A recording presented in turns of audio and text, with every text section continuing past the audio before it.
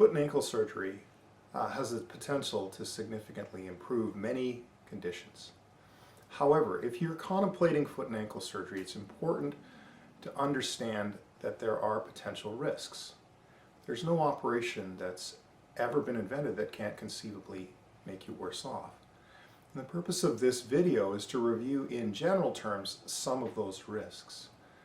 It's important for you to discuss with your surgeon risks that might be specific to an operation that you're contemplating. Infection is one potential complication following foot and ankle surgery. It's relatively uncommon, and steps are taken using sterile technique and intravenous antibiotics to minimize the risk, but it can occur. Serious infections, those that require rehospitalization and treatment with intravenous antibiotics, are relatively uncommon, about 1%, but they do occur. There's a slightly higher rate of infection in people that have diabetes and people that are heavy smokers.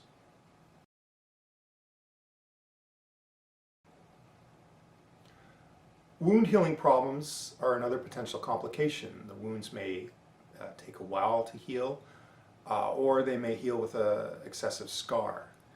And this can be relatively uncommon, but occurs with more frequency in smokers and people with diabetes.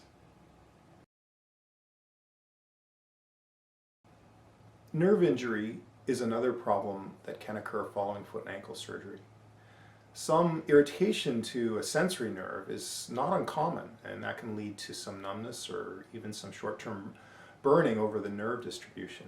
More serious permanent nerve injuries are less common, but they do occur. Vascular injuries, injuries to blood vessels, are relatively uncommon with foot and ankle surgery. That's because a tourniquet is often used. A tourniquet is a band that goes around the calf or the thigh to prevent the blood from going to the operative field until the operation is over. The type of injuries that can occur are excessive bleeding and swelling, and rarely excessive loss of blood.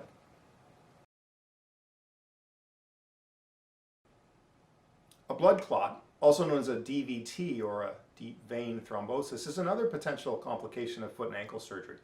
What happens is the blood congeals during surgery in the veins of the lower leg, and that can cause swelling and discomfort.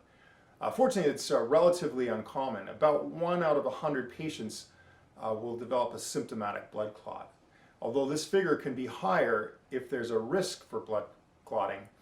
So if you've had a family history or you previously had a blood clot, it's very important to tell your surgeon. A pulmonary embolism is an uncommon but potentially very serious complication. What happens is if a blood clot does occur, in some instances it will break off and go to the lungs. This can cause shortness of breath, chest pain, and in some instances may even be fatal. Fortunately, it's a relatively uncommon complication, but it is important to identify whether you might have a risk factor for this, because there are treatments that can be given to minimize the risk of developing this following surgery.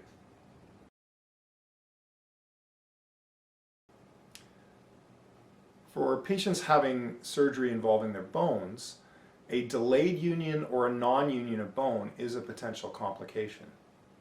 A delayed union occurs when the bones don't knit together as fast as expected, and this requires often prolonged periods of not being on the foot in order to allow it to heal.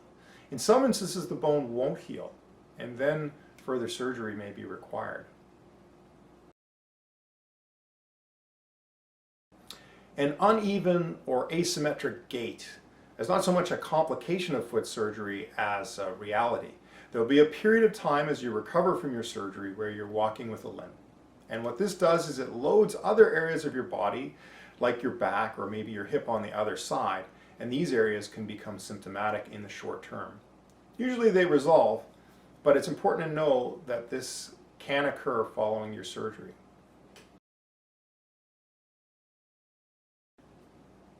This has been a basic overview of the potential complications that can occur following foot and ankle surgery. It's critically important that you discuss with your surgeon potential complications that may be specific to your situation.